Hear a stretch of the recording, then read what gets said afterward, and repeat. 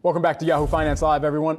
Let's battle it out in our bull versus bear segment for the week. The spotlight right now on Nike. Barclays Managing Director Adrian Yee, who just downgraded the athletic apparel brand to equal weight, alongside Evercore ISI Senior Managing Director Omar Saad, who maintains his outperform rating, join us now to make their cases. Okay, so I'm just going to kind of throw the jump ball here, but I do want to start with you, Adrian, because as I look through your notes here, you're looking really at some of the inventory risks and really looking more near term for your thesis around Nike. Kind of break down exactly what you're looking at near term here on the inventory side, and is that something that can be navigated through to get them into kind of a more bullish stature? Yes. So the inventory issue is sort of near to medium term. We actually think from a kind of broader perspective, wholesale in general tends to follow frontline retail being those who sell directly to the consumer by about 6 months. So we always say that, frontline retailers will buy the out season to the rate at which they sold through the current season. So we think there's going to be a really, really tough holiday. And part of this is really about the forward 2023 purchasing behavior in the wholesale channel. Remember, Nike still has about 55% in the wholesale channel, even though they're making great strides in moving to DTC. So that's sort of the crux of kind of the near to medium term.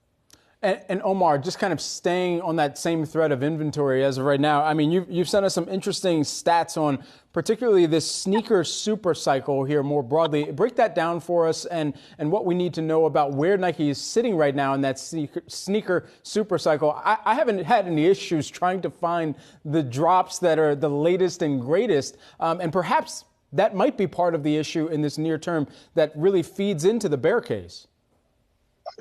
Yeah, no, thanks for the question. Thanks for having me. Hey, Adrian. Look, inventory is a result of supply and demand. And as you know, we've come through a very strange supply period with everything ranging from factory shutdowns to port backups. And so Nike, along with many of the companies we cover, especially heading into the heavier back to school fall holiday season in North America, bring in inventory early to avoid the kind of supply backups that have been happening the last couple of years. I think 65% of their North America inventory is in transit, what was at the close of the last balance sheet. I think you back out some of those extraordinarily high in transit numbers, and the inventory levels start to look more normalized. And again, I think you pointed to the right equation. You know, we are in the beginning of a sneaker super cycle. There's this perception that sneakers have been booming for the last 3 years, and the reality is, you do a deep dive unit analysis, as we have in some of our recent research we sent you guys. There's been a dip in unit sales, even with the rise of all the new sneaker brands. We think there's still a lot of demand out there. People are wearing sneakers more. They're wearing through sneakers more. Their feet are absolutely used to the comfort that sneakers and other comfortable footwear brings during COVID, and are hesitant to go back to uncomfortable dress shoes on a daily basis just for special occasions. And they want to own more sneakers in their closet for different wearing occasions, not just to wear to work or to wear for workout. Sneakers are kind of almost becoming a highly specialized accessory, and Nike, we think is the best positioned company to take advantage of this massive sneaker super cycle. I'll say that fast 3 times. Exactly. I want to shift gears and talk particularly around the world here, where we're looking at some of the relative strength that Nike may have in some regions versus others where, Adrian, you've laid out that China still remains a near-term volatile landscape and a longer-term question mark here. How long do you believe it'll take for Nike and some of the other footwear brands, quite frankly, to really work through that volatility? So the big question here for Nike in China is kind of the algorithm used to be sort of low to mid-teen growth on a CAGR basis, and they would, just every year beat that, right? So they were sort of more on this 20% plus. No one expects them to return to that, but we're really looking for them to return to positive growth. That could actually happen in the next couple of quarters. What we would say there is the landscape. There's a big question mark as to whether this is just sort of a short to medium term COVID transitory issue, or whether this has more of a bent toward sort of the rise of domestic brands, right? So the two kind of equivalent Chinese brands would be Li-Ning and Anta. And if you look at their first half yearly numbers, Li-Ning was up 22%. Anta was taking share, up 14% in the market. You compare that to Adidas, down 35%. And then for the first half of the year that we know of from Nike, down 12%.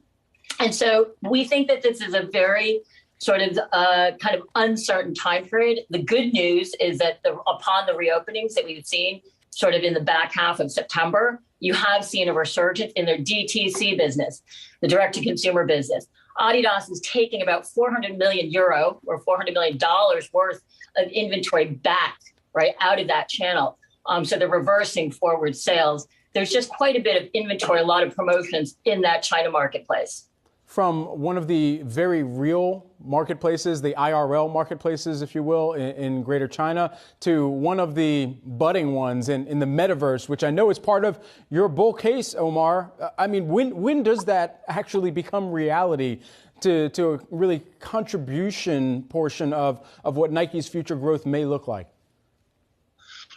Thanks for the question. I do agree with Adrian that China is a near-term risk, but I think there could be a big boom in China when they reopen, and the higher-end brands tend to win in that exuberant environment, as we saw in North America and Europe over the last 9 months. But I also think Nike has a huge opportunity globally to sell what are effectively virtual shoes. The blockchain technology really is a transformational technology for these types of products, because it can ensure the uniqueness and the rarity of these types of virtual products, frankly, in a way that you could never do with physical products. A physical rare a shoe on someone's foot could always be a fake. You can't be sure. With blockchain technology, if I have one of the 10 rarest XYZ shoes, with blockchain technology, I can prove that with absolute certainty online. And the other thing I would say is, the rare shoe collectors, which, Brad, sounds like you might be one of those sneakerheads.